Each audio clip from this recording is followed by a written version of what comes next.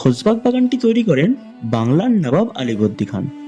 এই বাগানটি প্রায় 7.65 একর জমির ওপর অবস্থিত, যার চারপাশে রয়েছে 2741 ফুট লম্বা প্রাচীর।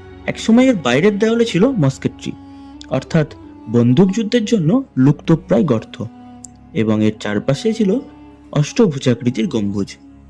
এছাড়াও এখানে রয়েছে নবাব আলীবর্দী খান নির্মিত একটি মসজিদ, যা দিল্লির জামে মসজিদের আদলে প্রায় 2675 বর্গফুট আয়তনের ভিত্তিতে তৈরি।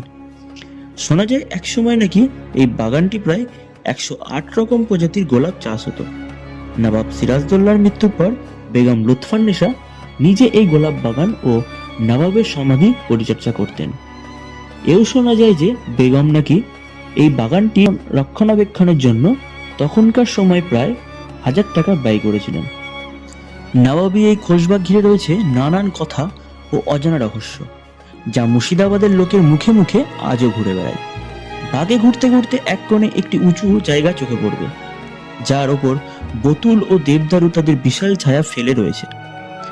বলা হয় এটি নাকি বেগম লুৎফান্নেসার সেই কুঁড়ে ঘর, যেখান থেকে তিনি প্রতিদিন বাগান পরিচর্যা করতেন এবং কবরগুলোকে ফুলের মালা দিয়ে প্রদীপ জ্বালাতেন। সিরাজের মৃত্যুর পর বিশ্বাসঘাতক মির্জাফর ও তার ছেলে মিরন দুজনেই বেগমকে বিয়ের প্রস্তাব দিয়ে প্রাসাদে হারামে রাখার কথা বলেন, কিন্তু বেগম তাতে রাজি হন না।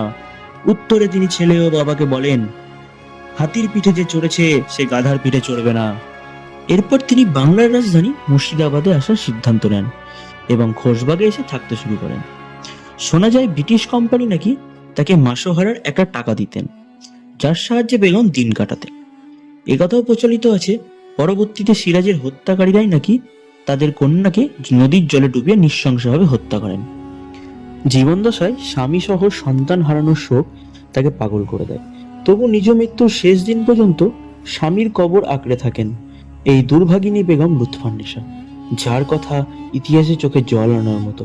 সময়ের সাথে সাথে অবহেলিত এই দুঃখনগরী যেন আজও বেগম বাদশার এই প্রেম কাহিনীর নীরব সাক্ষী হয়ে তার গল্প প্রকাশ করছে। বাংলার বুকে এটি এমন এক সমাধিস্থল যেখানে শত্রু মিত্রের কবর পাশাপাশি দেখা যায়, যা সত্যিই অবিশ্বাস্য। 38টি কবর সাক্ষী ও গণহত্যার প্রতীক হিসেবে দাঁড়িয়ে থাকা এই খোশবাগের বেগম লুৎফাবাদে সবাই সিরাজের মৃত্যুর প্রায় 1 থেকে 1.5 বছরের মধ্যে মারা যান।